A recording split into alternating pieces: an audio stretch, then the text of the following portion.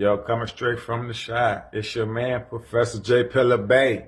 Professor J. Pillar Bay. Now check this out. We still in Sagittarius C. Shout out to my pops, love you. Reading a tropical dependency, Lady Lugard. Earlier. Now this it says Empire Too Short, but we're gonna turn the page, and it's gonna say African rule of Spain, right? And so let's read what it says.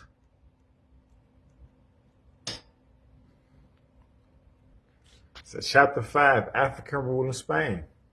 Although the Almoravides on their first entrance into Spain came as reformers from the desert preaching a stern doctrine of abnegation, they yielded rapidly to the seduction of Spanish luxury, and in a little more than a half a century, they are spoken of by Arab historians as having become soft and effeminate like their predecessors. The probability is that the body of Moors in Spain remain what they had been before the Almoravides invasion, and the course of history was not altered, but only delayed by the African conquest. Now, if I read anything else, think about that, so-called black people. African rule in Spain. You see that African rule, she says, my fault, African rule, you see, she connect that with Moors, right? But then, like how she say, how some of us start getting lackadaisical, and our conquest, we took it for granted, right? So let's keep reading. In the same spirit of religious reform which has stirred the founder of the Almoravide sect of a Mahdi arose in the early part of the 12th century in the provinces of Africa. You see how they spell Africa right there? And preached a doctrine so stringent that he incited a revolt among the populace and was obliged to fly from the anger of the Sultan. He appeared first in Bugia in 1118 and preached his ascetic reforms in Teleman, Fez, Mequinez, and Morocco. Wherever he excited the anger of the people, and towards 1121 he withdrew into the desert, where gradually disciples began to join him in great numbers. The authorities persecuted him here also, and he called upon the Mesmudian Berbers of black people, just to say that, to rally to his cause, to defend his person, and declare a holy war in defense of doctrine of the unity of God. He declared himself to be Mahdi and gave to his followers the title of the Almohades. So you see the word Moor right there, M-O, right? Or the Unitarians. He entrenched himself in the mountains of the Tinmelel in the southern fastnesses of the Atlas chain, and this spot remained the stronghold of the sect until their final extinction, right? Extinction, where we at? As a political power about 100 years later. The original Mahdi died in 1128, but this event had little effect upon the sect. In 1130, a war began between the Almohades and the Almoravides in Africa. So they both Moors. See, Almo got the Moor, Almoravides got the Moor, M-O, right?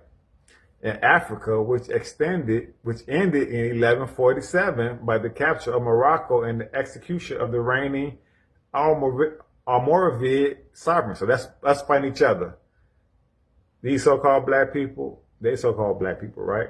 No sooner was the province of Morocco subdued than the Almohades crossed into Spain after a determined contest with the Christian European armies, who were only the greatest difficulty, who were only with the greatest difficulty prevented from taking Cordova. So think about it. We had a hard time by ourselves, but we had worked together.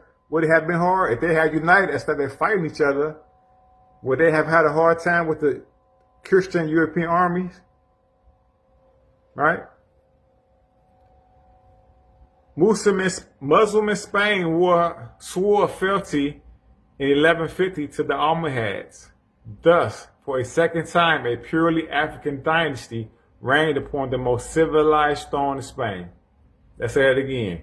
Muslim Spain swore fealty, loyalty, in 1150 AD to the Almohades. Thus, for a second time, a purely African dynasty reigned upon the most civilized throne of Spain. I mean, in Europe. In Europe. Let me say that again. Thus, a second time, a purely African dynasty reigned upon the most civilized throne of Europe. So before we got enslaved, we was ruling in Europe. This is from a European lady, right? Us black people. The same Almohad conquerors reconstructed the Moorish fleet and added to it no less than 460 vessels. We already had boats and ships, right? His reign,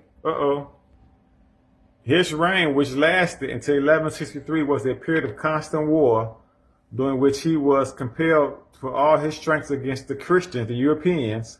He succeeded in holding his own with difficulty, and his successor united all the tribes of North Africa in a holy war against the infidels in Spain. It is curious to read in the Arab Chronicles the history of the Crusades told from the other side.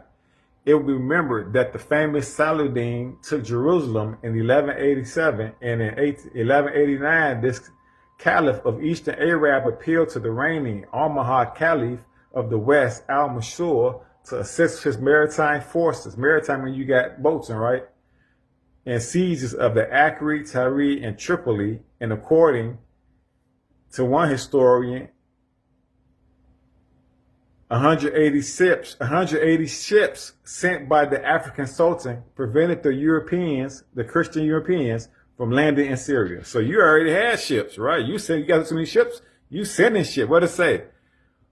And according to one historian, 180 ships sent by the African Sultan prevented the Christian Europeans from landing in Syria. This is in 1180 or something, right?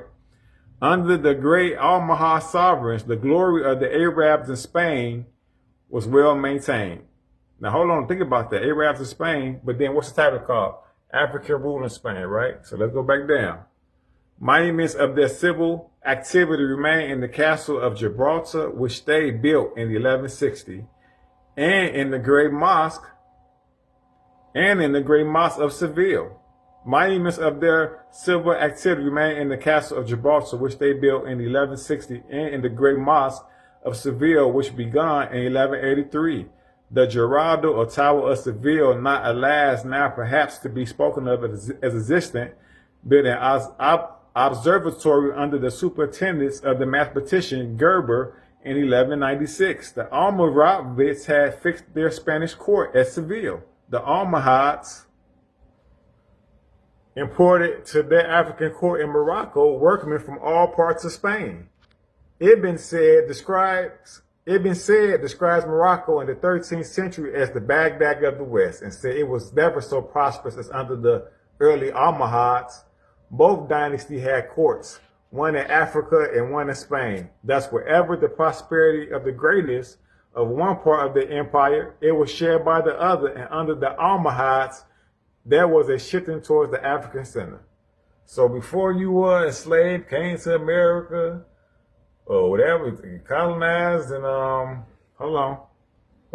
colonized, in Africa, colonized Europe, colonized in Australia. Look, it says, thus, for a second time, a purely African dynasty reigned upon the most civilized throne in Europe.